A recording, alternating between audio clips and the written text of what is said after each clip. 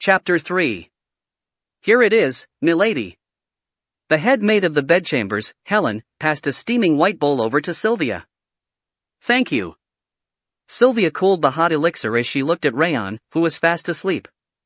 Do you think it will be difficult to feed him? Children detest bitter things, milady. You disliked bitter medicine when you were young, as well. I did? You may not remember. There was a time that you even ran away, saying that you did not wish to take it. Hey, Raon's listening. Ha ha. They both giggled as they glanced down at Raon, who was snoring quietly. Indeed, no child likes medicine. Raon is so young, too. He will hate it even more. But milady. I know. He must take it. Sylvia nodded her head in determination. This is an elixir from Uncle. I cannot let a single drop go to waste. As if her pleading with father had troubled him, Patrick had come by the annex again and given her 3 good quality elixirs with fire properties. Since she was diluting the elixirs as she used them, they would be able to last for quite some time. In the meantime, she could look for other elixirs elsewhere. It was fortunate that he had come. Raon. Sylvia gently smoothed down Raon's hair, not wanting to upset him. NGHH. Raon flexed his fingers as he opened his eyes. Did you sleep well? NGHH. There is something you must do from today onwards, Raon. You must drink all of this. Sylvia scooped the medicine up with a small wooden spoon and brought it to Raon's lips. He will drink it, but will probably cry right after. Though it was a child's instinct to consume the medicine, it was certain that he would throw a fit and spit it out immediately. Now, let's drink. Sylvia poured the elixir into Raon's mouth, tensing as she made sure that the elixir did not trickle out. Ooh-ah. She watched Raon scrunch up his face. She grimaced as she waited for his tears to start. But there were no tears. Ha! When she cautiously opened her eyes, Raon was waving his small hands in the air. It was as if he was telling her to give him more. Helen. This. Why young master seems to be asking for more. Right? Is that correct? Sylvia widened her eyes and picked the spoon up again. This time, she scooped a larger amount than before and poured it into Raon's mouth. Ooh! Raon's eyebrows shot up to form a mountain. But he still did not cry. He jerked his hands faster. Oh! Sylvia's lips parted. Do you think Raon understood my intentions? Definitely. It seems that the young master recognizes your intentions and is enduring it. It was obvious from his scrunched-up expression that he found it bitter. But as he was asking for more, it was clear that he understood and was going to endure the ordeal. Raon. Sylvia couldn't help but hug Raon tightly. Just give me more of the medicine. Faster. Raon waved his hand as he tapped on Sylvia's shoulder. Even if it is a little bitter, this is nothing. I cannot miss this opportunity. It wasn't just any normal medicine. What he needed the most was an elixir with fire properties. Though it was bitter and hot, to the point that his tongue felt numb, he had to finish it all. Look at Raon. Don't you think he eats like such a sweetheart? Of course. Raon did not let what Sylvia and Helen were saying bother him, swallowing the elixir the moment it passed his lips. Though I don't know what it is, the effects are insane. The moment he drank the elixir, a fiery energy started burning in his stomach as if starting a blast furnace. The heat flowed through the mana circuit and started to drive out the ice. The effect and concentration of the medicine is just right. A strong elixir could actually be poison for a child's weak body. It seemed that Sylvia and Helen had ensured that the concentration of the elixir was suitable for absorption. Blurp. Raon gave a small burp after licking off the remaining elixir on the spoon. He closed his eyes. Milady. Yes. Let's leave him to sleep. Sylvia and Helen watched him, evidently moved as their eyes shone, before leaving. Phew. Raon opened his eyes immediately after they had left. I don't think they will return for some time. And even if they did, it would not bother him. Since he already had both food and medicine, there was no way either Sylvia or Helen would wake him. Therefore, it was the best moment to practice. Raon brought the warm energy filling up his body forward and began his practice with the ring of fire. It will be faster to create the ring of fire and melt the ice, thanks to the elixir.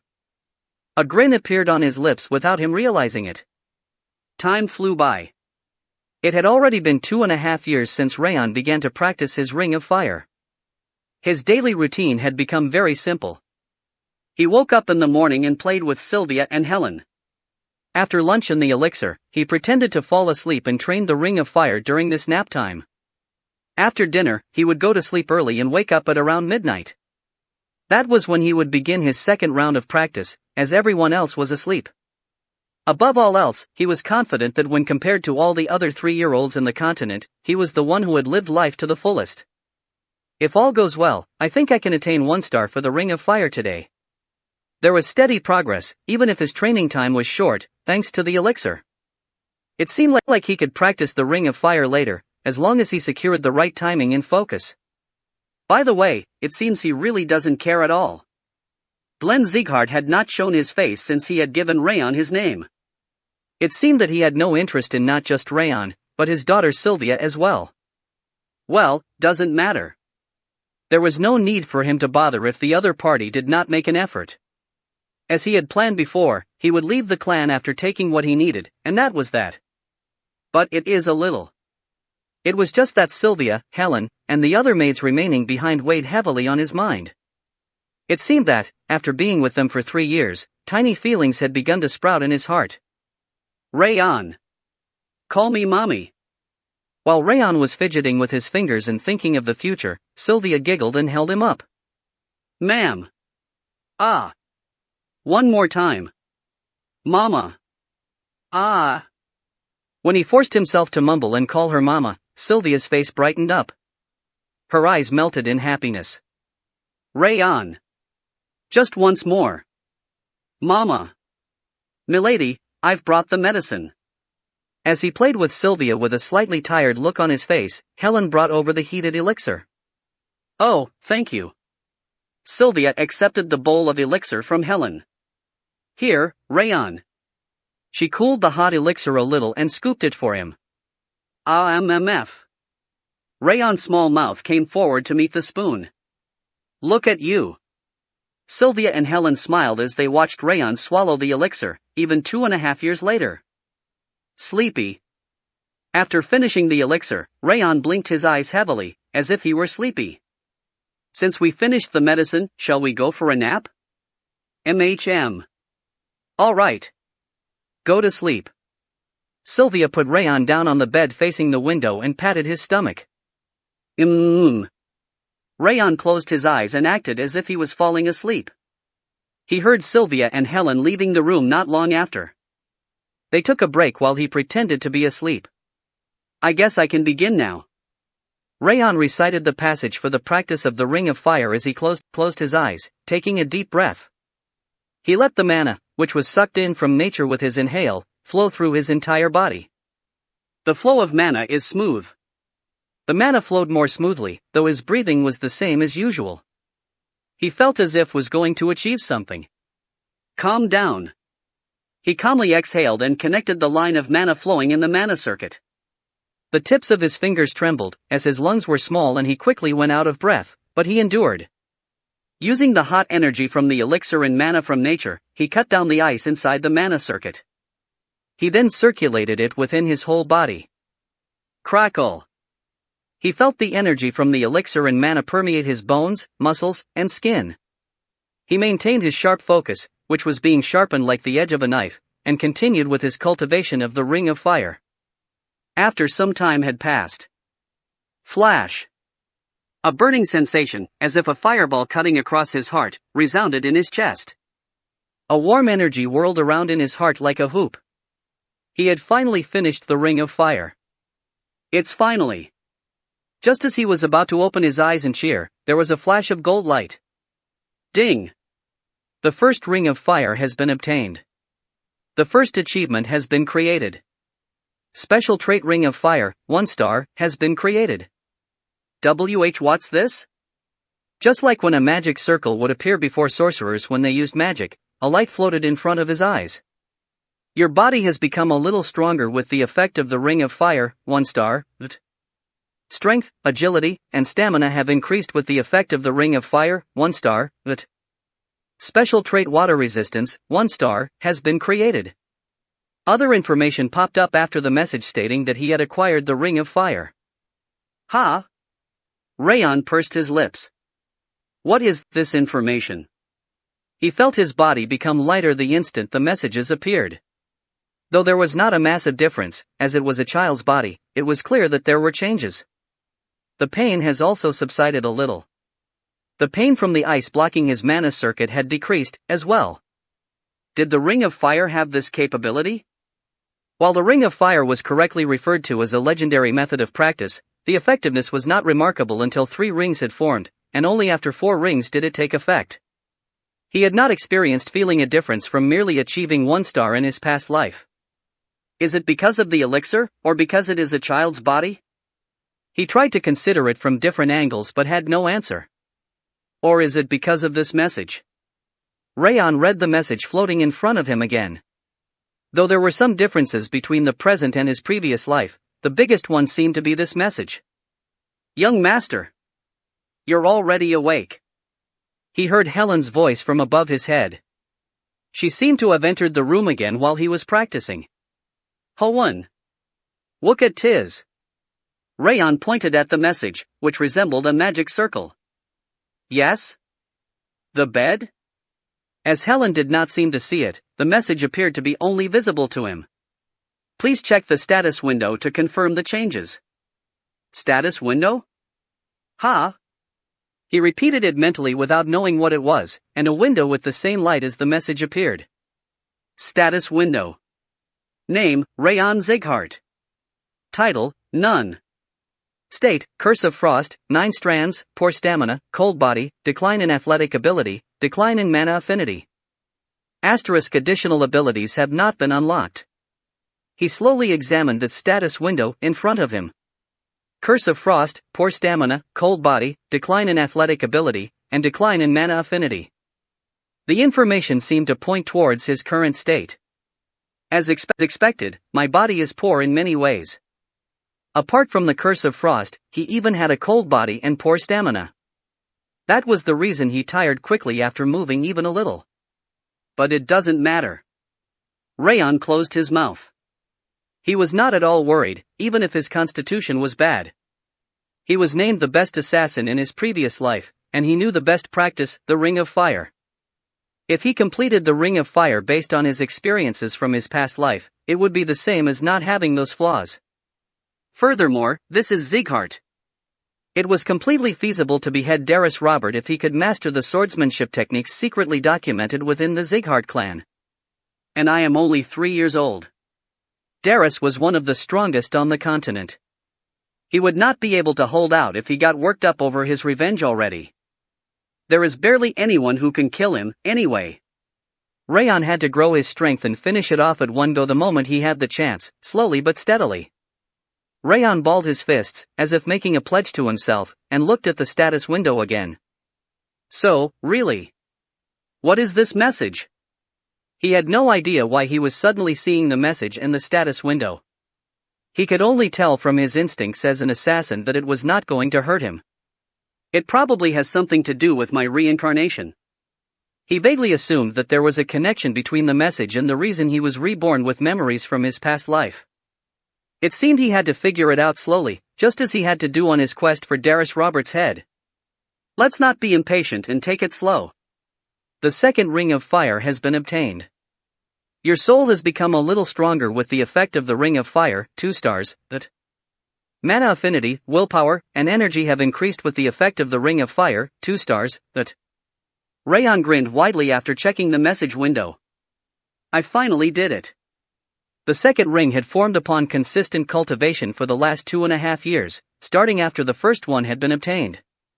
The first Ring of Fire was spinning around his heart horizontally, while the second Ring of Fire, which had just formed, was spinning vertically. Perhaps it was due to the message that his affinity had increased, but he did feel more sensitive towards the mana drifting in the room. It was clear that the message was giving him a special benefit. To think that I managed to create 2 rings of fire by the age of 5. It would be a first in the history of the continent for a child of the young age of 5 to have picked up the legendary practice of the Ring of Fire. His heart swelled with pride. I don't want to cause them any harm. Sylvia, Helen, and the other maids had only showered him with kindness. Though he was going to leave and could not provide help, he did not want to abuse their kindness. Phew! The door burst open just as Raon was about to begin his practice again. My son! Sylvia entered. While she was smiling, her face looked pale. Mother? He had to call her mother properly now that he had passed 5 years of age. Though, he could not help the natural lisps in his pronunciation. Do you remember that I said there was somewhere you had to go with Mommy? She spoke as she placed the dark red attire that she had brought with her on the bed and pulled off his sleepwear. Come to think of it. She had said a few days prior that they were going to assemble the children from both lineal and collateral lines to check something. Don't worry. It will end quickly. Sylvia smiled brightly, as if comforting him. Okay. How is my darling son so kind and good-looking? Sylvia paused in the middle of helping him change and rubbed her cheek against his face. Air, please. Raon's hands shook, unable to do anything. It was Helen who stopped Sylvia, who had brought Raon into a long embrace even after having finished helping him change. Milady, now is not the time. The judgment ceremony will begin soon. Chapter 4. Held in Sylvia's arms, Raon left the annex building for the first time and went towards another large building on Sieghart land. That must be the main building. The building came into view. Its height almost seemed to reach the sky, and the width left his field of vision even from such a distance. It would not have been at all strange for a building of that size to be called a castle, rather than a house. Suits the ruler of the north. Though Sieghart was just a noble family, they possessed more territory and military force than the kingdom. They were not a part of the 6 kings for nothing. So, everyone lives there? Helen had said that, excluding Sylvia and himself, the rest of the direct line family members resided near the main building, close to the head of house. While there must be a reason that Sylvia lived apart from the annex building, he was not told what it was. They really do all sorts of things.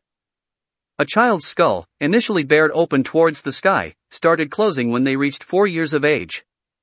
It was said that a child's aptitude for mana would not change afterwards. The event that gathered the children with closed skulls, and checked their ability with mana, was the judgment ceremony being held that day. It doesn't matter, whatever I am. Even if his ability was of lowly status, the Ring of Fire would raise his body and affinity for mana to its best condition.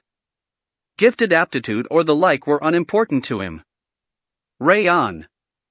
Sylvia held him up slightly just as he began to slowly spin the Ring of Fire. He glanced to the side, noticing that they had already reached the entrance of the main building. Whatever Raon does, Mommy will not mind. You just have to grow healthily. Okay. I got it. He smiled like a child who knew nothing. My son is really the cutest. She rubbed her face against his cheek again. He would be unable to move for 5 minutes if that kept up. Ahem. Milady. Oh, sorry. Sylvia came to her senses as Helen cleared her throat. It was a relief that she had come with them. Let us go in. We may have been a little late. Okay. She entered the Lord's manor while holding on to Raon. The standards are high. Perhaps it was because it was the main building, and the Lord's manor at that. There wasn't a single normal person inside. There was a bright twinkle in the eyes of not just the soldiers, but the attendants and maids as well. We will arrive soon. Hang in there. Okay. Together with Sylvia, Raon passed the central corridor of the first floor. An iron gate, large enough for a giant to walk through, stood at the end of it. It was the entrance to the audience chamber where the judgment ceremony would be held. Sylvia Sieghart, Raon Sieghart, Helen Carvin. Verified. The soldier guarding the audience chamber turned on his heel and opened the door. Creak. Following the dull sound of metal being twisted, a whole new world opened up. A brilliant light poured down from the ceiling, and on there were ornaments of which the worth could not possibly be fathomed, lining the gold-colored wall. That room, which made one instinctively think of money, was the audience chamber to meet the head of House Sieghart, Glenn. Boom! With the sound of the door closing, the attention of the people in the room pierced Raon like an arrow. Sylvia? Then that child is Sylvia's? What young child has the looks to such a blonde, with red eyes? He's small. I heard he had an illness, is that true? Must be, since he inherited the blood of a loser. It should be referred to as a failure, not a loser.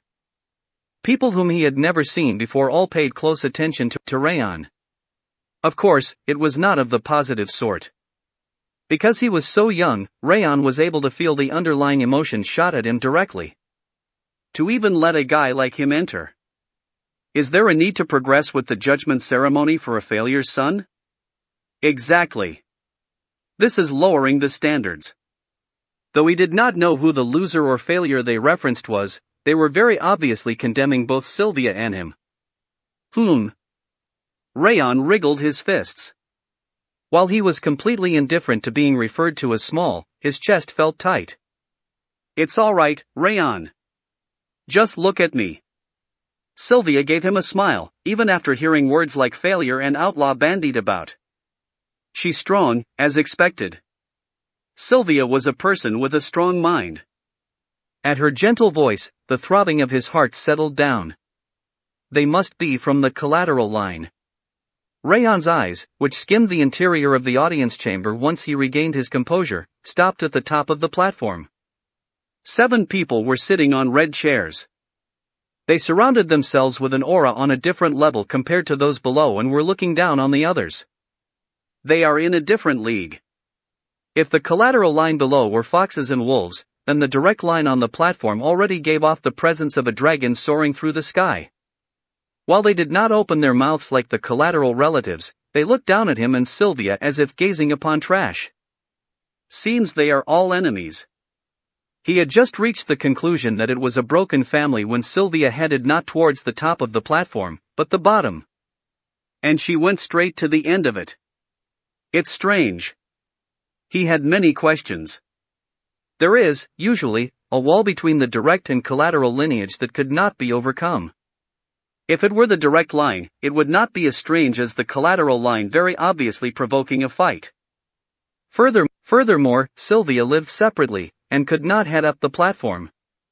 It was obvious that she was being discriminated against for some reason, even if she was of the direct line. What's the reason? It might be from being called an outlaw and a loser, or because she lost a spar or a war. Clang! As he was considering the reason for the discrimination Sylvia was facing, the soldiers standing outside the door of the audience chamber brought down their spears. The head of House Sieghart, ruler of the North. Lord Glenn Sieghart has arrived. With that, the large iron doors of the audience chamber opened wide. Glenn Sieghart revealed himself with a domineering shock that rang through the air, at which the very atmosphere seemed to tremble. Gravity seemed to be heavier, and it became difficult to breathe from his arrival alone. A suffocating tension ran through Raon's spine. Lord Sieghart. The dragons looking down from the top of the platform, as well as the wolves who bared their teeth from below, all knelt at the same time. Thump. The sound of his footsteps. With the same hard sound of his footsteps as 5 years ago, Glenn Sieghart entered. He spread his absolute presence, which weighed down the entirety of the audience chamber, as he sat down on the golden throne in the middle of the platform. Let us begin. The moment he flicked his fingers, a sword burst from the middle of the audience chamber. It was an enormous stone sword, which seemed like it would be difficult for even giants to hold up. That must be the sword of judgment. The sword, an object from 1,000 years ago, was said to be able to identify a person's aptitude for mana when they put their hands on it. The judgment ceremony utilized the stone sword to determine the children's aptitudes. First, Bayan Sieghart. Upon hearing his name called, a boy with blue hair, sitting in the second row on the platform and looking to be around 6 years old, stood. Please put your hand on the sword. When he came down to the platform, the master of the ceremony pointed at the stone sword. Bayan nodded his head and placed his hand on it. A green light blossomed from Bayan's fingertips and enveloped the entire sword, and a thick air bloomed from the hilt. Ooh! It's wind! It's wind! Seeing as the entire sword lit up, the quality of his mana is also top class. It is truly a talent befitting the child of Lord Karun. Congratulations! The collateral standing below the platform sent applause and cheers towards the middle-aged man that had been sitting next to Bayan. It is an attribute well suited to a swordsman. Concentrate on feeling the wind from now on. Yes, I will. Glenn nodded, and Bayan beamed as brightly as a sunflower facing the sun, before returning to his seat. Next, from the vassal family of Sullian, Runan Sullian. Yes. A silver-haired girl, who was sitting at the right end of the platform, stood up quietly. Like the nobility serving the king, the vassal families serving Sieghart were great families in the north. Sullian appeared to be on the platform with the direct lineage, as they were the representatives of the vassal families. The girl called Runan approached the stone sword with calm eyes and placed her hand on it. Cling! The moment her hand touched the sword, a silvery light that looked as if the moon had melted burst out of the blunt sword tip. The light that burst out did not stop at filling up the sword completely, instead traveling up the sword hilt and creating a silver frost around the entire sword. Frost? And around the whole sword, at that. Is it the same level of aptitude as Lord Bian? Sullian is definitely something. Yet another genius from the Sullian family. However, the sounds of applause and cheers were not as loud as when it was with Bayan. It seemed there was a competitive relationship between the vassal families and the collateral line. You have a good attribute. If it can be sharpened like the edge of a knife, it will be able to pierce through anything. Glenn Sieghart nodded his head at Runan as well. Thank you. Runan bowed her head without a significant change in her expression, and jumped down with the grace of a cat, before returning to her seat. There were two more children from the direct line, collaterals and vassals all put their hands atop the stone sword, but there was no one who had aptitude comparable to Bayan or Runan. Now I know. Raon flicked his fingers. As he witnessed the others' judgment ceremony, he could determine what was good and what was bad. For mana purity, it is how far the light from the blade of the sword travels. As for the mana attribute, it shows from the tip of the hilt. In the case where the quality of mana was outstanding, the entire sword shone like it did for Runan or Bayan, and the special attributes of mana could be determined through the hilt of the sword. Lastly, Raon Sieghart. Please come forward. Let's go, Raon. Okay. When he nodded his head, Sylvia smiled sweetly and held him up. You saw the others do it, right? You just do the same. Sylvia brought him down in front of the stone sword and held out her own hand as if giving a demonstration. Okay. He answered shortly and looked at the stone sword. It probably won't be good. Though the ring of fire was 2-star, the ice in his mana circuit remained at a shocking level. Considering his current condition, he would not be able to spread as brilliant a light as the other children. Phew. He slowly breathed out and stretched his hand towards the stone sword. The moment his hand touched the stone sword, a wave broke out in his heart as if a pebble had dropped into a pond. A small whistle extended from his chest and rang through his entire body. What's this? Just as he was about to remove his hand because of the strange sensation, something flashed in front of his eyes. He saw a blond man clad in silver armor.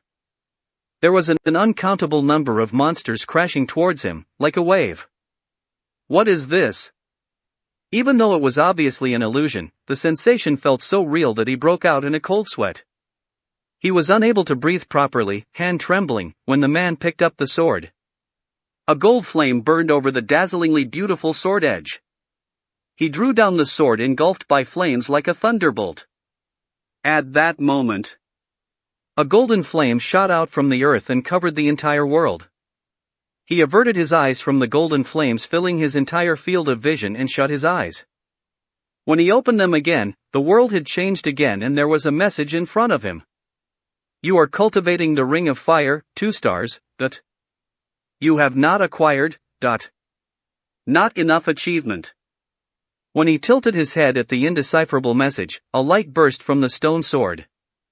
The light that had started traveling up violently, lost its strength and stopped at the middle of the sword. There was no special ability or high purity like the others. He was of the aptitude that fell short of even the collateral line, let alone the direct lineage. Done already? It doesn't even reach the middle? Ha ha ha.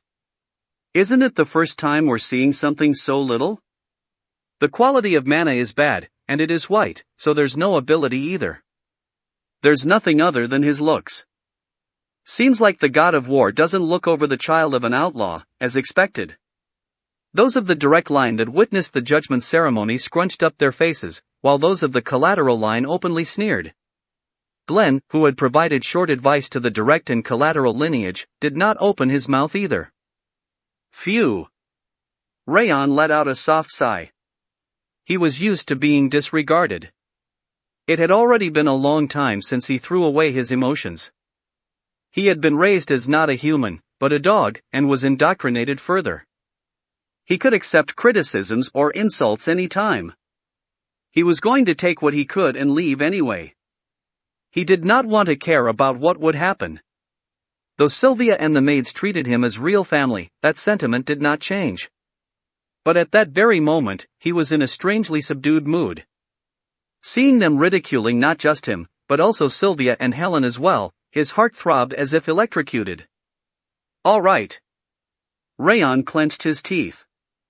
Sylvia and the maids were the first people to ever treat him as a human being. He pledged to show the direct and collateral lines that sneered at him that bestowed talent was insignificant. I participate in the judgment ceremony all the time, but this is my first time seeing that kind of level. Is he really a Sieghart? So, the talent that Sylvia had has gone to waste. There's nothing in him other than the fact that he is blonde with red eyes, like the head of house. He remembered each and every one of their faces, those that babbled on unthinkingly. Stop. The entire audience chamber froze at that single word from Glenn. This is the end of the judgment ceremony. Everyone is to leave. My lord? Do I have to repeat myself? All of you are dismissed. When Karun Sieghart, Glenn's second son, stood up, the others furtively glanced around before leaving the audience chamber. All while quietly mumbling a curse at Raon and Sylvia, of course. Less than 5 minutes later, the only people remaining in the audience chamber were Glenn Sieghart, who was the owner of the room, and his chief butler, Ren. It cannot be helped. Glenn calmly nodded as he stared at the sword of judgment set in the middle of the room. Lord Sieghart. Just as Ren was about to approach him.